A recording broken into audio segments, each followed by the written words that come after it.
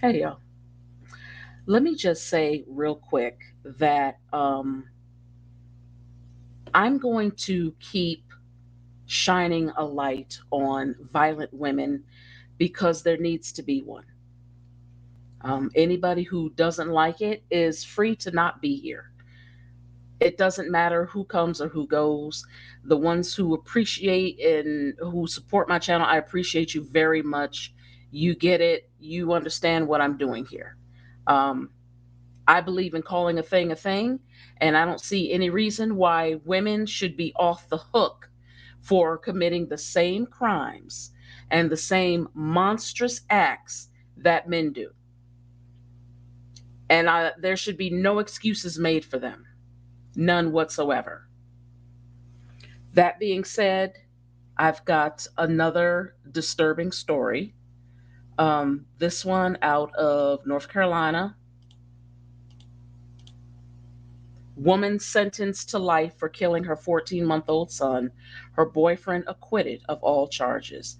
This is her, and this is the adorable little boy that she murdered. Okay.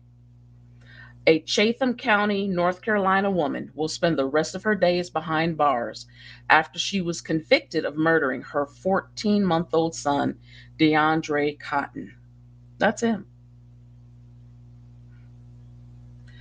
After a 6-week and the longest trial ever in Chatham County, jurors gave DeAndre Cotton and his family justice. His mother, 32-year-old Jocelyn Upchurch, was found guilty of child abuse and inflicting serious bodily injury and first-degree murder. In 2017, that's how long this has been since she's been sitting in jail waiting to go to trial. 2017. Cotton was found dead in Upchurch's apartment in Pittsburgh. According to DeAndre's father, Darius Cotton, Upchurch said she laid their son down to sleep and returned and he was dead.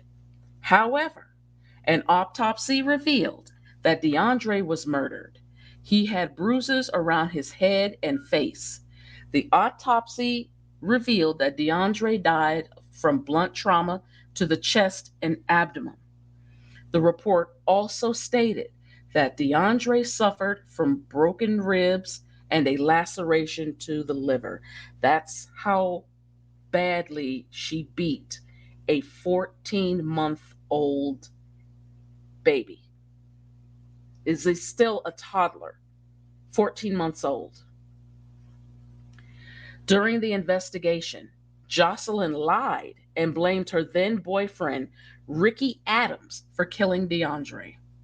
However, on Friday, November 4th, the jurors in the murder trial found him not responsible and acquitted him of all charges. The evidence against this person here must have been damning. I mean, Darius told the North Carolina Beat that the death of his son is something he will never get over or forget. He said he wants to raise awareness about child abuse and neglect. I got a problem with this right here. You want to raise awareness? Where were you? Was she keeping you away from your son? Did you? Because this isn't the first time she beat that boy. It's not. She just went too far and ended up killing him. But this is not the first time she beat that boy. You can't pay me to believe that. Darius said Upchurch got what she deserves. Jocelyn got exactly what she deserved, a life sentence, he said. DeAndre has a life sentence also. According to Darius, his son's death could have been prevented. Yes, it could have been. He said there were many outlets and love for DeAndre. She didn't have to do this to him, Darius said. My family and I are still hurt, and there will always be holes in our hearts. Okay, you know what, guys? I know that the stacks, it's I know that that you're fighting a tremendous up mountain battle when it comes to your children. I know two men, black men, who wanted their children out of the situation they were in with their mothers so bad that they practically went broke fighting to get custody of their children, and they got sole custody. And neither one of these brothers were rich men. They were just regular hardworking guys that were concerned about their sons and the way they were being treated by their mothers, and fought and fought and fought and paid countless amount of thousands of dollars and got their boys away from their mothers. It can be done. This doesn't have to happen. I'm seeing too many excuses, and I know a lot of y'all are not going to like this, but the fact that I know men who have gotten their sons away from their mothers because they were in the best care would have been for them to be with their father. I believe that boys should be raised by their fathers anyway, no matter what. But, however, we know, and like I said, that that it's hard for y'all, but it can be done. This has got to stop. Some of y'all have got to stop sitting on your hands and acting like there's nothing you can do. There is things that can be done. Darius told the North Carolina Beat that he prayed God would give him the strength to forgive because he wants to see his son someday. I pray that one day God gives me the strength to forgive because I want to see DeAndre again someday. He said, "It just hurts. This pain is tremendous, but my boy can finally rest now." You know what? This is part of the problem. This right here, this praying to the Sky Daddy.